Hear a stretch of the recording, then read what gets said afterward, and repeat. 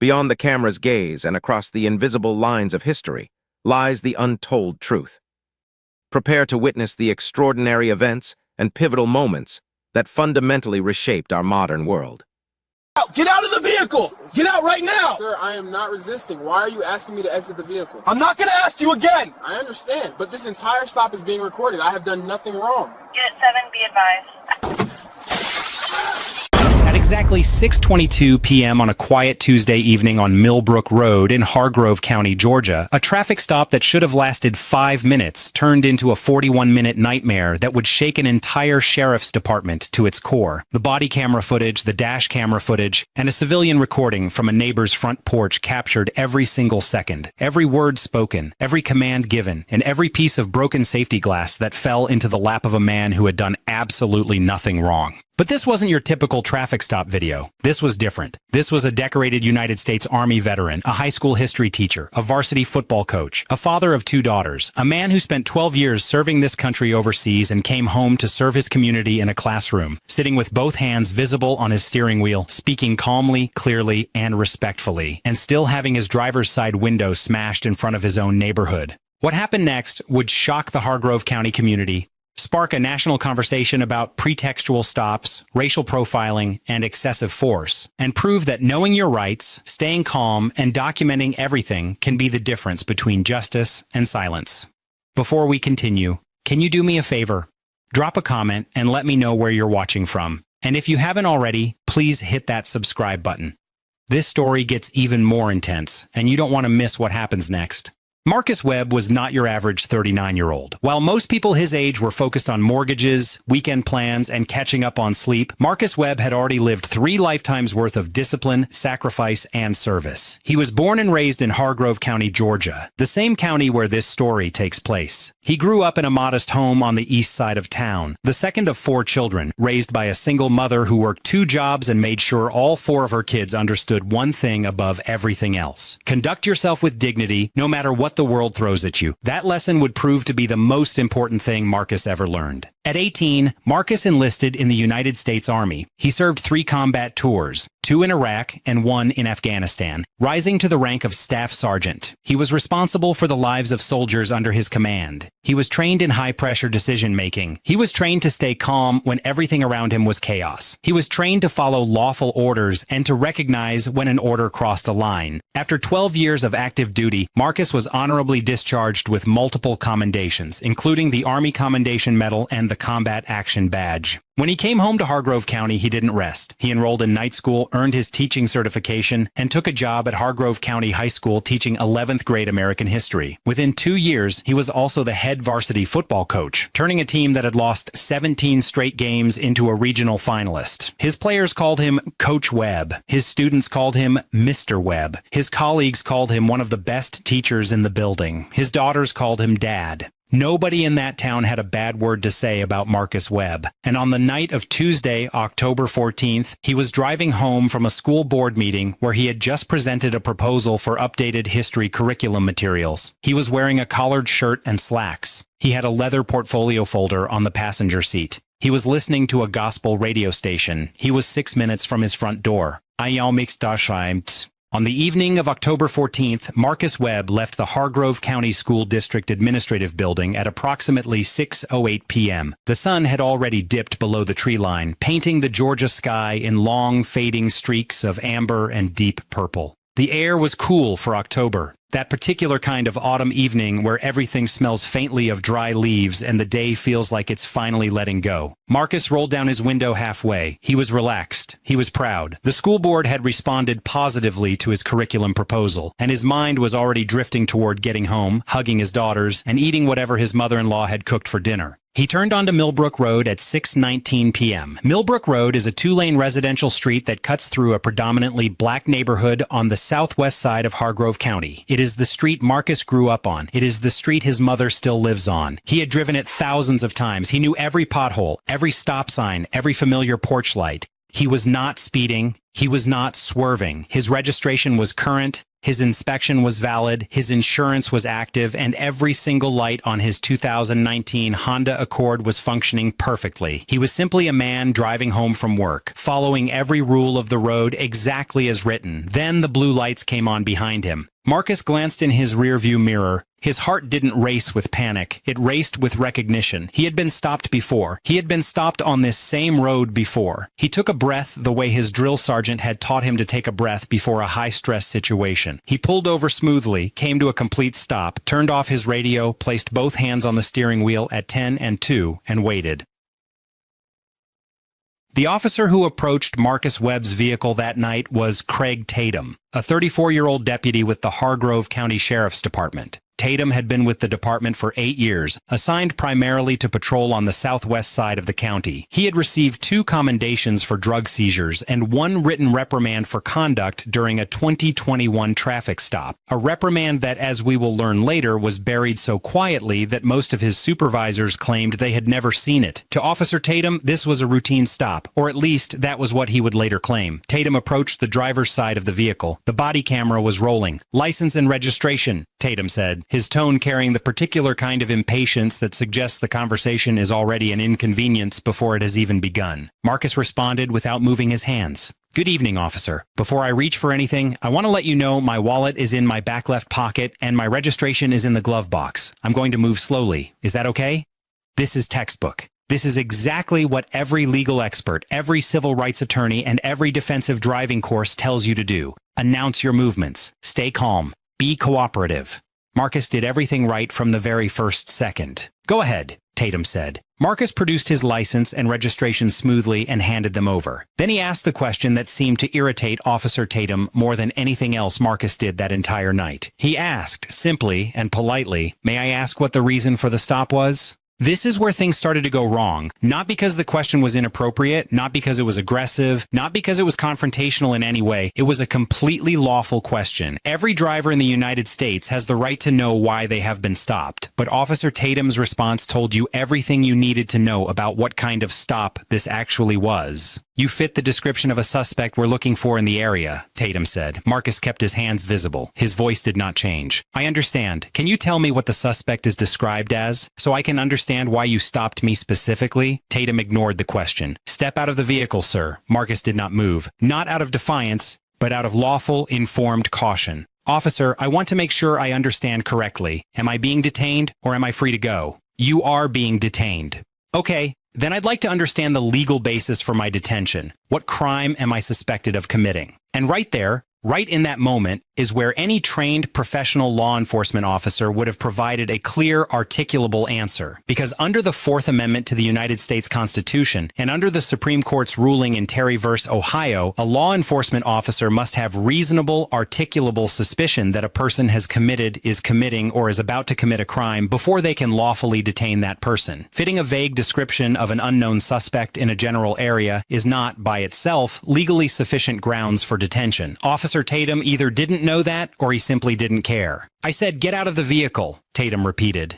"Officer, I am not refusing to cooperate. I am asking a lawful question. My hands are on the steering wheel. I am not a threat. I am simply asking you to articulate your reasonable suspicion." Quick question for you watching. If you were sitting in that car, hands on the steering wheel, having done absolutely nothing wrong, what would you do? Drop a comment below. I genuinely want to know. Tatum's voice shifted. You could hear it in the body camera audio. The slow crawl from impatience into something that sounded a lot more like anger. "Sir, this is your last warning. Exit the vehicle."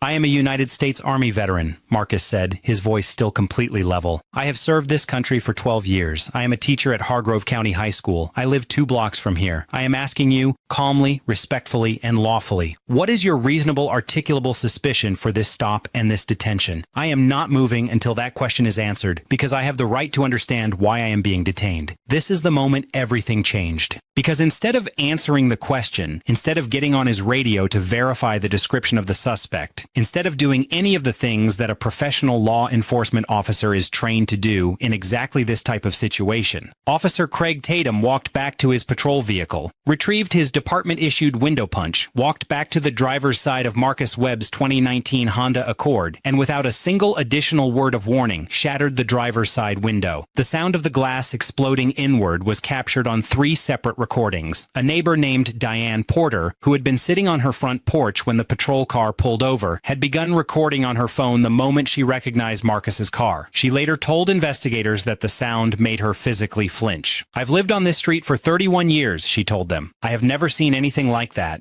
Glass rained across Marcus Webb's left arm, his lap, and his leather portfolio folder on the passenger seat, the folder that contained his school board curriculum proposal. His daughter's artwork was on the cover of that folder. He had laminated it. Marcus did not flinch. He did not yell. He did not reach for anything. He sat perfectly still with Glass in his lap and said, calmly, clearly on camera, "I need you to understand that I have done nothing wrong. I need you to understand that this is all being recorded, and I need you to understand that I will be filing a formal complaint against you before this night is over." Tatum reached through the broken window and attempted to unlock the door. As he did, his radio crackled. And the voice that came through that radio is the voice that over 14 million people across the internet would later hear replayed in slow motion, over and over again. Dispatch clearly over the radio. Unit 7. Be advised, your suspect is in custody. Repeat, suspect is in custody. Has been since 5:40 p.m. The stop happened at 6:22 p.m. The suspect Tatum was allegedly looking for had been in custody for 42 minutes before Tatum ever turned on his blue lights. Officer Craig Tatum stood at the broken window of Marcus Webb's car and said absolutely nothing for 11 full seconds. You can count them on the body camera footage. 11 seconds of silence while a man with Glass in his lap waited for an explanation that never came.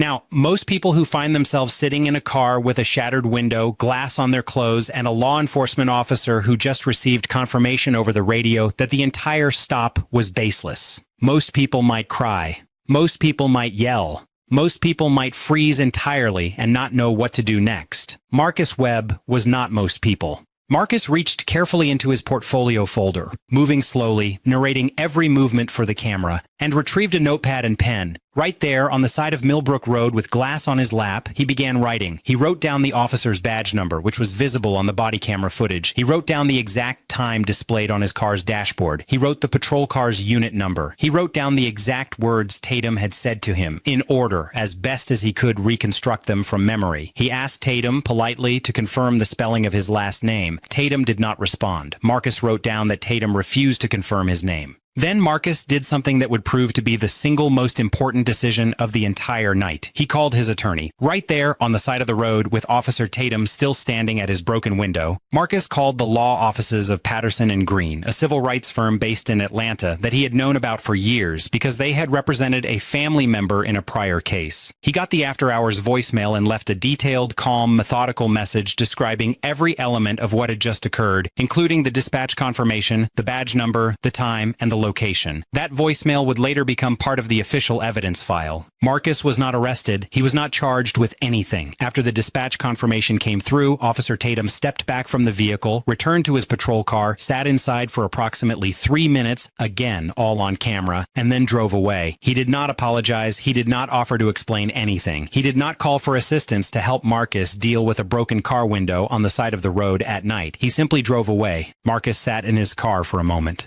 He looked at the glass on the passenger seat. He looked at his daughter's artwork on the laminated folder cover. Then he picked up his phone and called his wife. He told her what happened. He told her he was okay. He told her he would be home soon. And then, before he drove anywhere, he documented the broken window with his phone camera from multiple angles, capturing the exact pattern of the shatter, the glass on the interior, and the timestamp on his phone, confirming when the documentation occurred. He drove the 6 minutes home. He walked inside, he hugged his daughters, and then he sat down at his kitchen table and began writing a formal complaint against Officer Craig Tatum and the Hargrove County Sheriff's Department. His complaint wasn't just a written statement. It was a 14-page document. 14 pages, single-spaced, that read like something a constitutional law professor would submit as evidence in a federal civil rights case. It referenced specific case law. It cited the Fourth Amendment verbatim. It documented every exchange in chronological order, cross-referenced with the exact timestamps he had captured on his notepad. It included a section specifically addressing the dispatch confirmation and the implications of Tatum having deployed a window punch against a compliant, non-threatening detainee after reasonable suspicion had already been undermined by the nature of a vague descriptive match alone, and completely destroyed by the dispatch confirmation of the suspect's prior custody. He submitted that complaint electronically at 11:47 p.m., less than 6 hours after the stop occurred. Do you think the Hargrove County Sheriff's Department did enough with that complaint? Let me know in the comments, because what happened next is going to tell you a lot about how these systems work.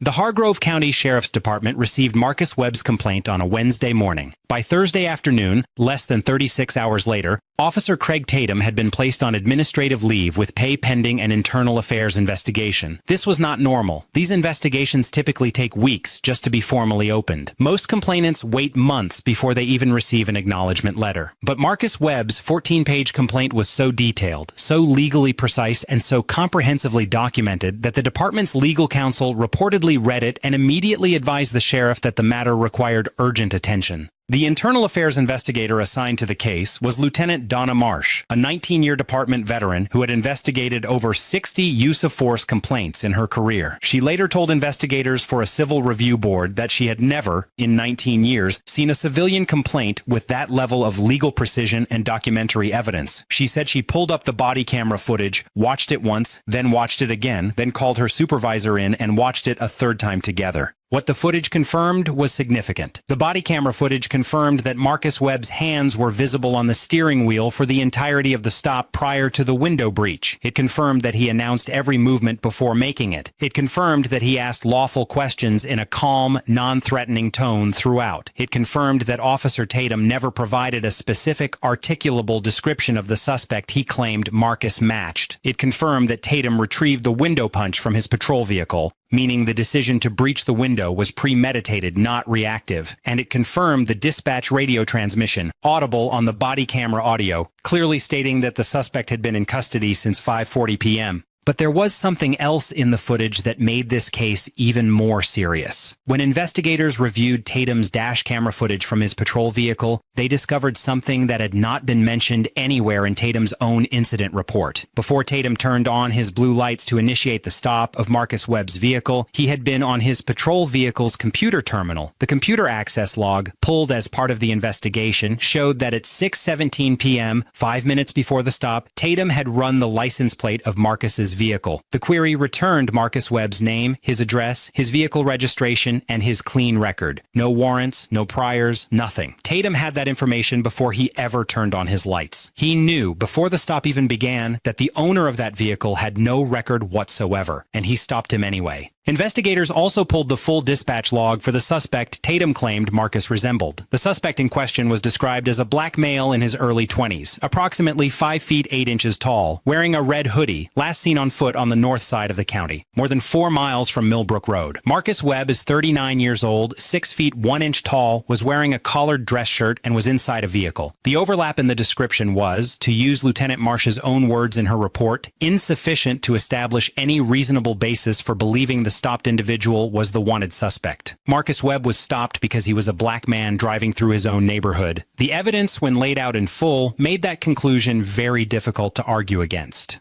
The investigation took 23 days in total. That is extraordinarily fast for a use-of-force investigation involving a potential civil rights component. Most comparable investigations take 4 to 6 months. But the evidence in this case was not complicated. Everything was documented. Everything was on camera. Everything was undeniable. And Marcus Webb's 14-page complaint had essentially done half of the investigator's job for them. The Hargrove County Sheriff's Department's official findings were released in a written statement on November 6th. The findings were direct. The department found that Officer Tatum failed to articulate reasonable suspicion for the initial stop as documented in his incident report, which omitted the prior plate query. The department found that Tatum's use of a window punch against a compliant, non-aggressive detainee constituted an unreasonable use of force under department policy and under the Fourth Amendment standard. The department found that Tatum's incident report contained material omissions that, taken together, constituted a failure of the duty of honesty required of all sworn officers. And the department found that Tatum's conduct was inconsistent with the standards of professional law enforcement and reflected poorly on the department as a whole. The department recommended termination. Officer Craig Tatum did not wait to be formally fired. He submitted his resignation on November 4th, 2 days before the official findings were published. His 8-year career with the Hargrove County Sheriff's Department ended because of a 41-minute traffic stop on a quiet quiet residential road. A stop where the man he pulled over had done nothing wrong. A stop where the suspect he claimed to be looking for had been in custody for 42 minutes before the stop even began. A stop that lasted long enough for a man's car window to be smashed in his own neighborhood while his daughters waited for him at home.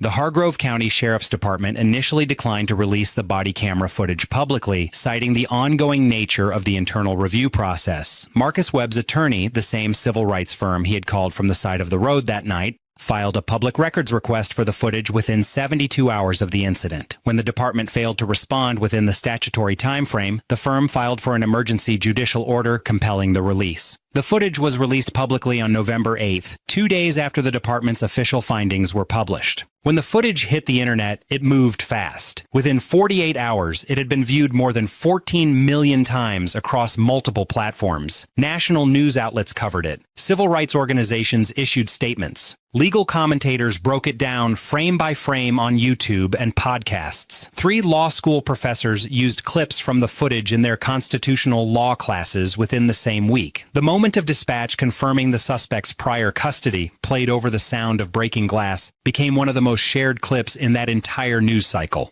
Some people praised Marcus for his composure, his documentation, and his refusal to be intimidated. Others criticized him online, saying he should have just gotten out of the vehicle and that he made the situation worse by asking questions. Some said his insistence on knowing the legal basis of the stop put him in unnecessary danger. Others pointed out that his composure and documentation were the very things that made accountability possible. Some said the officer was just doing his job under pressure. Others noted that his job required him to know at minimum whether the suspect he was looking for was still outstanding before destroying a compliant citizen's property. But here's what nobody could deny. Marcus Webb was right about everything. His questions were lawful. His conduct was lawful. His documentation was thorough and legitimate. And dispatch had confirmed the truth before the glass even finished falling. Following the termination of Officer Craig Tatum and the public release of the footage, the Hargrove County Sheriff's Department announced a series of policy and training changes. The department mandated that all patrol officers complete an updated constitutional law training course with specific emphasis on Fourth Amendment stop and detention standards before returning to active duty. The department implemented a new protocol requiring officers to verbally confirm with dispatch the current status of any suspect before initiating a stop based on a suspect description match.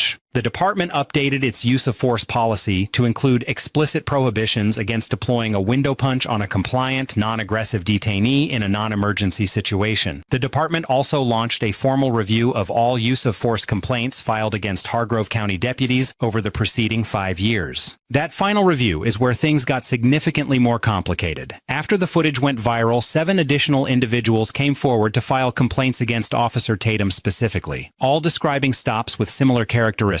All described being stopped in the southwest quadrant of the county. All described Tatum's tone as impatient and dismissive from the very beginning of the encounter. 3 of them described being asked to exit their vehicles without being given a reason. None of them had been charged with any crime as a result of their stops. This raised a question that the department was not able to avoid. If these stops had been happening for years and a prior written reprimand already existed in Tatum's file from 2021, what exactly had the department's supervision structure been doing? Who reviewed his stop data? Who analyzed the pattern? Who connected the dots? And this story, being one high-profile case with 3 cameras rolling, is a very specific set of circumstances. How many stops like this happened where there was no body camera, no neighbor on the porch, no attorney on speed dial? As of today, Marcus Webb continues to teach 11th grade American history at Hargrove County High School. He was named Teacher of the Year by the Hargrove County School District in the spring following the incident. His football team advanced to the state semifinals. He gave a keynote address at a civil rights law symposium in Atlanta, speaking specifically about the role that documentation, composure, and legal literacy played in his case. He partnered with a local nonprofit to develop a community workshop called Know the Road, a free program designed to teach residents about their constitutional rights during traffic stops, including how to document encounters safely and effectively. He also filed a civil lawsuit against the Hargrove County Sheriff's Department and Officer Craig Tatum individually. The lawsuit alleged violation of his Fourth Amendment rights, unlawful use of force, and failure of supervision. The Hargrove County government agreed to a settlement of $185,000, which Marcus announced he was using partially to fund the expansion of the Know the Road program into 3 neighboring counties. As for Officer Craig Tatum, as of the last available public record, he is no longer employed in any law enforcement capacity. His law enforcement certification was reviewed by the Georgia Peace Officer Standards and Training Council following the department's findings. The decertification proceeding, if completed, would permanently prevent him from serving as a law enforcement officer in the state of Georgia.